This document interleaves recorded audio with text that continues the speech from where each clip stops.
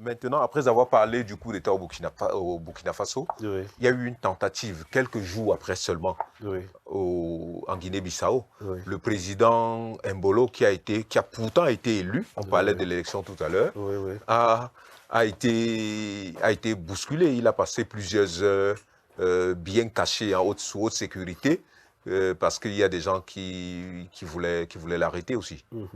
Ce sont les effets de tout ce qui se passe effectivement dans les autres pays voisins Mhm. qui ont également donné du tonus à la junte militaire de ces pays pour tenter aussi le coup d'État. Je pense que globalement, cela nous amène à réfléchir sur la question de l'anarchie qui est en train de s'installer. Cela nous amène aussi à réfléchir sur la crise d'autorité que nous voyons au niveau de la CEDEAO, que nous voyons au niveau de la CEDEAO. Donc, il y a une véritable crise qui s'est installée dans la région et il appartient maintenant à la CEDEAO de pouvoir monter sa capacité ou alors sa force résiliente face à ce phénomène-là pour pouvoir envoyer un vent d'accalmie au niveau de ces États-là. La Guinée-Bissau n'est que le reflet. Comme je vous ai dit, je vous ai parlé des conséquences tout à l'heure du Mali vers la Côte Côte d'Ivoire et d'Ivoire. du Mali vers les autres pays. Mhm. C'est de ça qu'il s'agit. Ce sont les mêmes effets. Vous savez, ce sont des peuples où la transhumance est une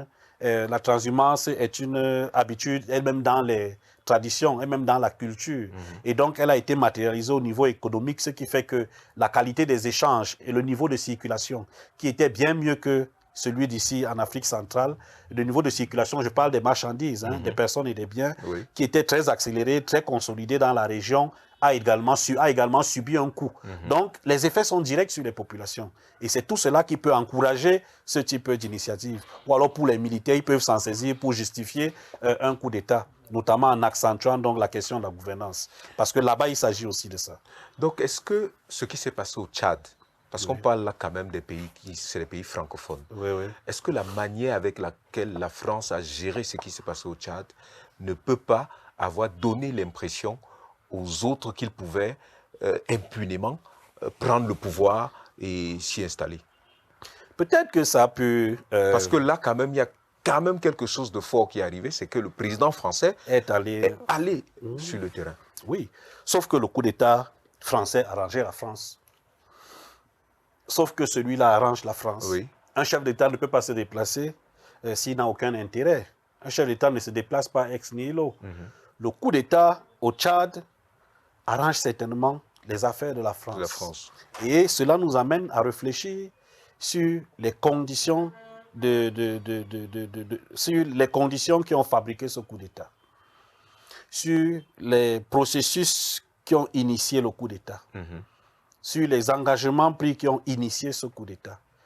Nous parlons d'État, donc il faut faire très attention à des supputations, mais il faut réfléchir sur ce qui a provoqué ou alors fabriqué les conditions de succès de ce coup d'État. Et là, repartons en Guinée-Bissau. Le président Mbolo parle des trafiquants qu'il aurait cogné il y a quelques semaines. Il a fait quelques changements et que ce serait lié à ça. Non, on ne peut pas s'autocritiquer sur son modèle de gouvernance. On ne peut pas s'autocritiquer. Il faut bien qu'il trouve des raisons qui peuvent être pertinentes ou crédibles. Mais ce n'est pas de ça qu'il s'agit. Il s'agit principalement... Et en fait, il profite d'une situation, Oui. il profite d'un contexte pour donc dire nous en avons marre Oui. par rapport à ce qui se passe, par rapport à ton mode de gestion, que ce soit sécuritaire, politique, social ou économique. Nous en avons marre. Donc lui, il peut trouver sa justification, sauf qu'elle ne peut pas forcément être pertinente dans ce contexte-ci. Est-ce qu'il ne veut pas couper ça des autres coups d'État? Est-ce que dans son esprit, il ne veut pas dire à l'opinion, voilà, je ne suis pas dans la même logique que les autres? Il ne peut pas réussir à le faire parce que c'est le contexte. Il ne peut pas réussir à le faire parce que nous voyons très bien que ça semble lié finalement. Lié par le contexte, lié par la qualité des hommes qui veulent venir au pouvoir. Parce que la formation de ces hommes peut justifier également ces coups d'État-là. Donc je pense que ce qui arrive en Afrique de l'Ouest doit nous interpeller parce que de manière globale, c'est fondamentalement les systèmes de gouvernance qui sont remises en cause. question. Si on posait l'hypothèse que les militaires aient décidé, aient communiqué pour pouvoir prendre les pouvoirs, qu'est-ce qu'on pourrait... C'est la République des armées désormais, ou alors c'est prendre le pouvoir, opérer un changement et remettre ce pouvoir, en sachant bien que les institutions internationales ne se tairaient pas face à la situation, parce qu'on peut dire ce qu'on veut, tous ces États, c'est une transition, parfois courte, parfois moins longue, parfois longue, c'est une transition qui va se passer pour que le pouvoir revienne aux civils. Qu'est-ce qu'on peut présager derrière tout ça? Les militaires pensent... Qu'est-ce qui peut se passer? Non, disons que les populations ne sont plus contentes. Les populations s'émancipent. Donc, du coup, les militaires seraient la voix de la population. Du coup, ils instrumentalisent cela Oui. pour leur propre compte. Il ne me semble pas que tous ceux jusqu'à présent qui font ces coups d'État veulent un changement. Il me semble que nous sommes dans une logique de partage du gâteau. C'est vraiment l'idée que j'ai encore en tête lorsque j'essaye de regarder la pertinence de ces coups d'État et la téléologie. Parce que si ces coups d'État viennent pour le changement, alors nous verrons d'ici quelques années. Mais vous ne pouvez pas venir pour le changement et demander 5 ans de transition. 5 ans, c'est un mandat. Oui. Ce n'est plus une transition. Au-delà de 2 ans, il me semble plus que nous puissions toujours être dans une transition. Il faut qu'on fasse attention avec la façon dont nous présentons les causes de notre action et la manière dont nous voulons sortir de cette situation-là. Est-ce qu'un pouvoir de transition peut toucher à la Constitution? Là, je vais être optimiste en me disant peut-être qu'eux, ils veulent revoir de fond en comble la gestion de la cité.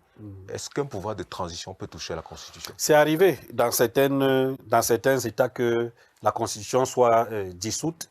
C'est arrivé qu'elle soit dissoute et qu'ils installent plutôt un Conseil national de transition. Disons que tout cela, même la Constitution peut être renégociée lorsque la crise est arrivée à son paroxysme. Oui. On peut négocier sur tout. Donc, pour le moment, il me semble qu'ils n'ont pas touché, n'est-ce pas, aux différentes constitutions. Non, pas encore. Pour le moment, juste, ils ont confisqué le pouvoir et imposé une nouvelle autorité jusqu'à nouvel ordre. Oui. Vous suivez, la Constitution est en pause. C'est-à-dire que c'est l'ordre qu'ils ont imposé maintenant qui tient. Parce que si c'était la Constitution qu'on respectait, leur changement, déjà, il est d'ailleurs anticonstitutionnel.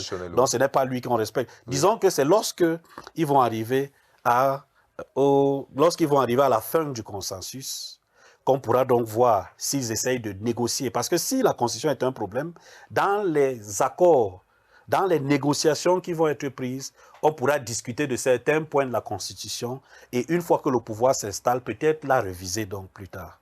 Vous suivez? Oui, oui. Docteur Yogo, est-ce qu'on peut imaginer que nos militaires sont plus au fait que nous de la gestion de nos États, surtout dans le rapport que nous avons avec les pays étrangers, et que c'est peut-être ça qui motive leur prise de pouvoir? Est-ce qu'on peut imaginer ça? Non, je ne sais pas si on peut l'imaginer. Ce que je sais, c'est que dans le contexte de l'Afrique de l'Ouest, par rapport au coup d'État de l'époque, eux, ils justifient ça par la faiblesse en termes de décision. Vous savez, les militaires sont les premières victimes du terrorisme. C'est eux qui sont au front. Donc, c'est eux qui subissent directement la létalité du terrorisme. Et donc, peut-être c'est cela qui peut justifier le fait qu'ils décident de prendre les choses au sérieux, surtout lorsqu'ils ont l'impression que leurs conseils ne sont pas entendus. Pris en compte. Voilà, surtout en ce qui concerne Kaboré. Oui. Vous suivez? C'est peut-être ce qui peut justifier que le militaire vienne, mais pas qu'il est plus au fait que les civils de tout ce qui se passe. Parce qu'il n'est même pas censé savoir ce qu'il n'est pas censé s'ingérer dans la politique. La politique, c'est les civils d'abord. Donc, dire qu'ils sont plus au fait, c'est dire que les civils, peut-être, n'existent pas ou ne feront pas très bien leur travail. Je pense que c'est surtout le fait qu'ils soient directement liés aux effets du terrorisme, parce que c'est les premières victimes qui galvanisent ces militaires à décider de prendre le pouvoir. Dernière question, Dr Yogo. On a vu en France beaucoup de politiques qui ont été scandalisés par le fait que l'ambassadeur de France au Mali soit mis en défaut. Je préfère dire ça pour être poli.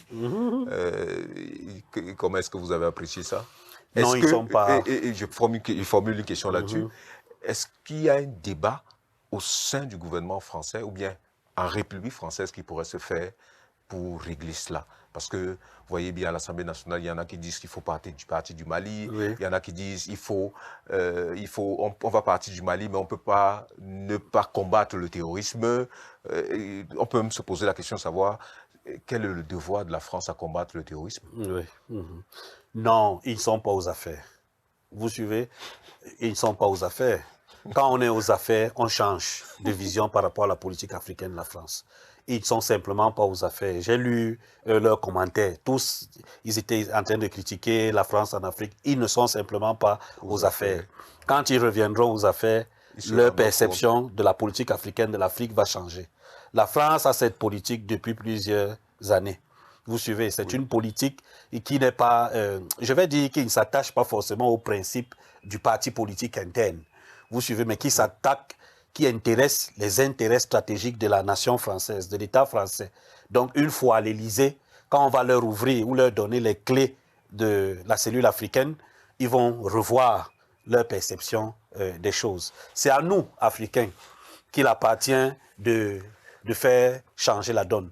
Vous suivez? Eux, ils sont des opposants. Et l'opposant assure la fonction tribunicienne. Il a intérêt à discuter et à parler à haute voix sur ce qui se passe et à critiquer même le gouvernement en place. Oui. C'est en sa faveur. Tous les moyens sont bons pour lui, pour qu'il soit visiblement perçu comme étant dissocié de ce phénomène-là par la communauté ou alors par l'opinion publique internationale. Donc, ils n'ont aucun intérêt et ils ne sont pas aux affaires. Ils n'ont pas encore les clés de la chambre de l'Élysée, de la cellule Élysée, de la cellule africaine à l'Élysée.